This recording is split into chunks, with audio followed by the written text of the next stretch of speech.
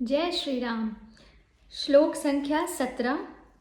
कथम विद्यामहं योगिंस्तवां सदा परिचिन्तयन् केषु केषु च भावेषु चिन्तयो असि भगवन्मया।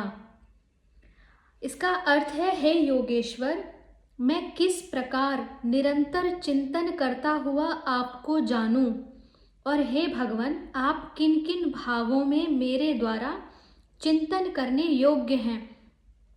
प्रश्न है, इस श्लोक में अर्जुन के प्रश्न का क्या अभिप्राय है। उत्तर है, अर्जुन ने इसमें भगवान से दो बातें पूछी हैं। पहली, श्रद्धा और प्रेम के साथ निरंतर आपका चिंतन करता रहूं और गुण प्रभाव तथा तत्व के साथ आपको भली भांति जान सकूं, ऐसा कोई उपाय बतलाइए। दूसरी बात यह पूछी है कि जड़ चेतन जितने भी चराचर पदार्थ हैं उनमें मैं किन किन को आपका स्वरूप समझकर उनमें चित्त लगाऊं, इसकी व्याख्या कीजिए। अभिप्राय यह है कि किन किन पदार्थों में किस प्रकार से निरंतर चिंतन करके सहज ही भगवान के गुण प्रभाव तत्व और रहस्य को समझा जा सकता है। इस संबंध में अर्जुन पूछ रहे हैं। श्लोक संख्या 18। विस्तरेणात्मनो योगम विभूतिम च जनार्दन भूयः कथय तृप्तिर्हि शृण्वतो नास्ति मे अमृतम। विस्तरेण आत्मनः योगम विभूतिम च जनार्दन भूयः कथय तृप्तिः हि शृण्वतः न अस्ति मे अमृतम। हे जनार्दन, अपनी योग शक्ति को और विभूति को फिर भी विस्तार पूर्वक कहिए, क्योंकि आपके अमृतमय वचनों को सुनते हुए मेरी तृप्ति नहीं होती, अर्थात सुनने की उत्कंठा बनी ही रहती है। प्रश्न है, यहाँ जनार्दन संबोधन का क्या अभिप्राय है। उत्तर है, सभी मनुष्य अपनी अपनी इच्छित वस्तुओं के लिए जिससे याचना करें उसे जनार्दन कहते हैं। यहाँ अर्जुन भगवान को जनार्दन नाम से पुकारकर यह भाव दिखलाते हैं कि आपसे सभी मनुष्य अपनी इष्ट वस्तुओं को चाहते हैं और आप सबको सब कुछ देने में समर्थ हैं। अतएव मैं भी आपसे जो कुछ प्रार्थना करता हूँ, कृपा करके उसे भी पूर्ण कीजिए।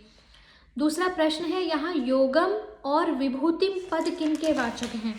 योगम तथा विभूतिम, इन दोनों को फिर से विस्तार पूर्वक कहने के लिए प्रार्थना करने का क्या अभिप्राय है।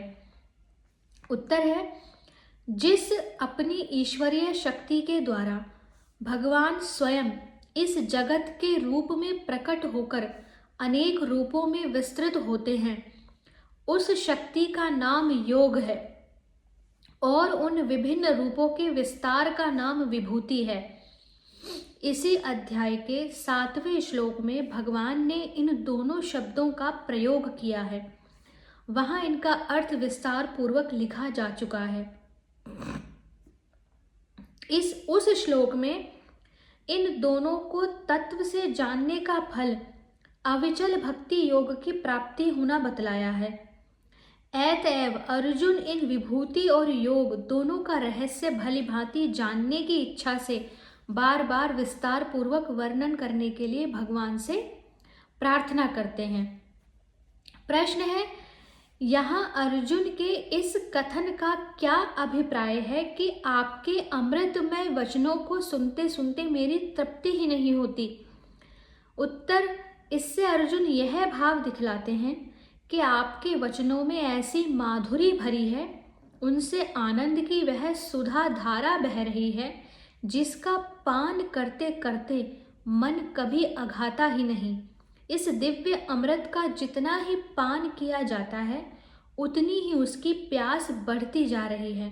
मन करता है कि यह अमीरस निरंतर ही पीता रहूं।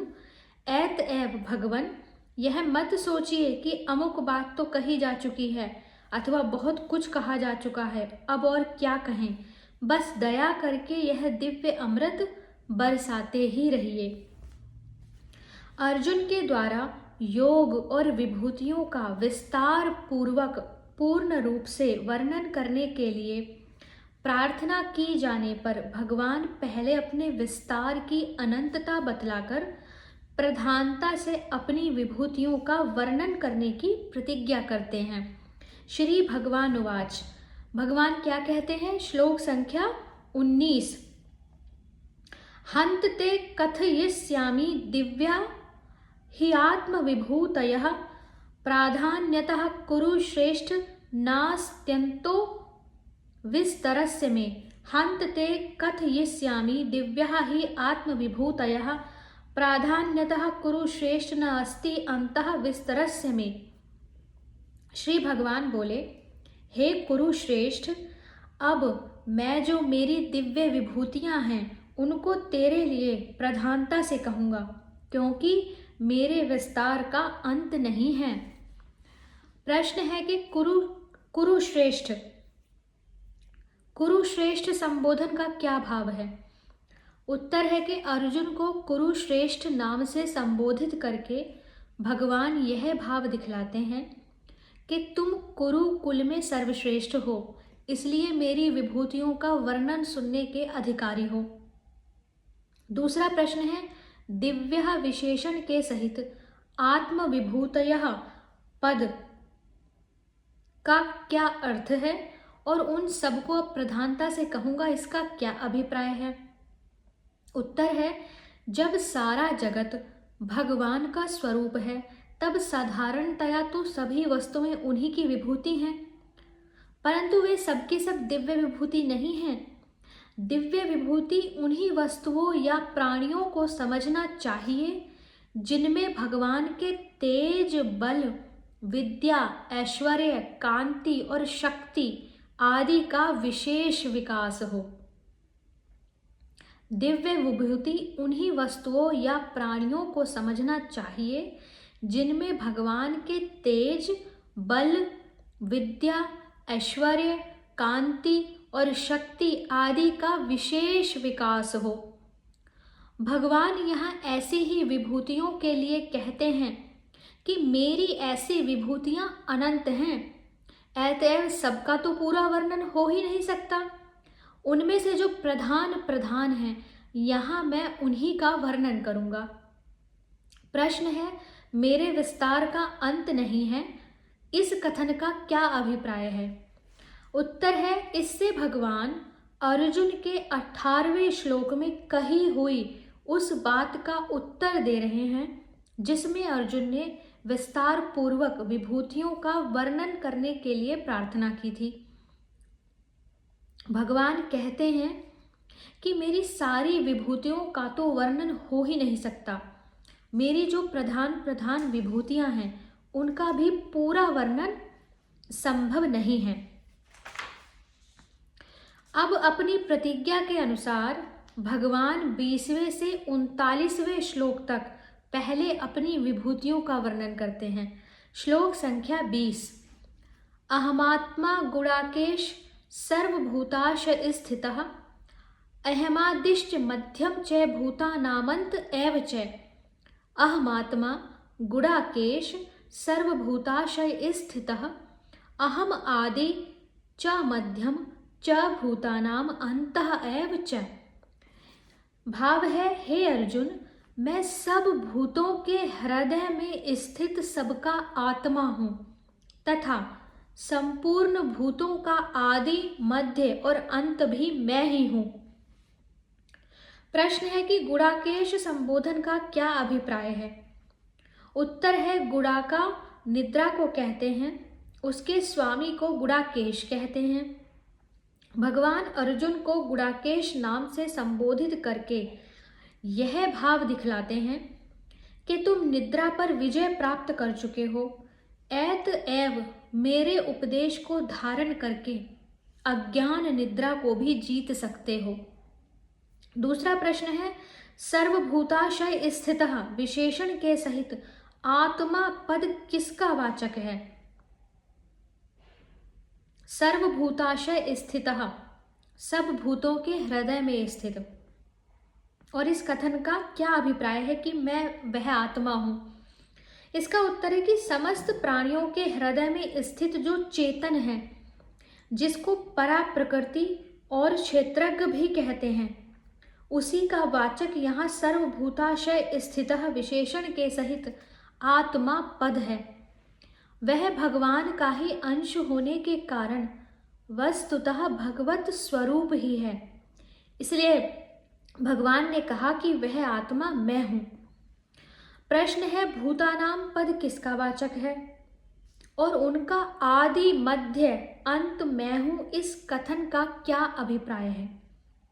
उत्तर है कि चराचर समस्त देहधारी प्राणियों का वाचक यहाँ भूतानाम पद है।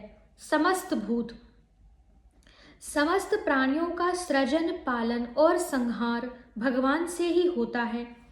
सब प्राणी भगवान से ही उत्पन्न होते हैं, उन्हीं में स्थित हैं और प्रलय काल में भी उन्हीं में लीन होते हैं। भगवान ही सबके मूल कारण और आधार हैं। यही भाव दिखलाने के लिए भगवान ने अपने को उन सब का आदि मध्य और अंत बतलाया है। श्लोक संख्या 21। आदित्यानामहं विष्णु ज्योतिषां रविरंशुमान् मरीचिर्मरु तामस्मि नक्षत्राणामहं शशि। आदित्यानाम अहम विष्णु ज्योतिषां रविः अंशुमान् मरीचिः मरुताम अस्मि नक्षत्राणाम अहम शशि। अर्थात मैं अदिति के 12 पुत्रों में विष्णु और ज्योतियों में किरणों वाला सूर्य हूँ तथा मैं 49 वायु देवताओं का तेज और नक्षत्रों का अधिपति चंद्रमा हूँ। प्रश्न है, यहाँ आदित्य शब्द किनका वाचक है और उनमें विष्णु मैं हूँ इस कथन का क्या अभिप्राय है? उत्तर है, अदिति के धाता मित्र, अर्यमा, शक्र, वरुण, अंश, भग, विवस्वान, पूषा, सविता, त्वष्टा और विष्णु नामक 12 पुत्रों को 12 आदित्य कहते हैं। इनमें जो विष्णु हैं वे इन सबके राजा हैं और अन्य सबसे श्रेष्ठ हैं। इसलिए भगवान ने विष्णु को अपना स्वरूप बतलाया है। दूसरा प्रश्न है, ज्योतियों में किरणों वाला सूर्य मैं हूं इस कथन का क्या अभिप्राय है?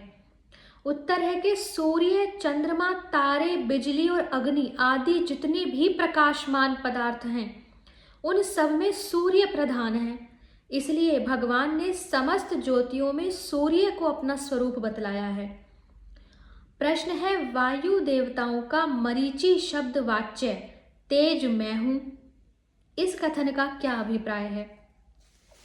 उत्तर है कि दिति पुत्र 49 मरुदगण दिति देवी के भगवत ध्यान रूप व्रत के तेज से उत्पन्न है। उस तेज के ही कारण इनका गर्भ में विनाश नहीं हो सकता था। इसलिए उनके इस तेज को भगवान ने अपना स्वरूप बताया है। प्रश्न है कि नक्षत्रों का अधिपति चंद्रमा मैं हूं इस कथन का क्या अभिप्राय है? उत्तर है कि अश्विनी, भरणी, कृत्तिका आदि जो 27 नक्षत्र हैं उन सबके स्वामी और संपूर्ण तारा मंडल के राजा होने से चंद्रमा भगवान की प्रधान विभूति है। इसलिए यहाँ उनको भगवान ने अपना स्वरूप बतलाया।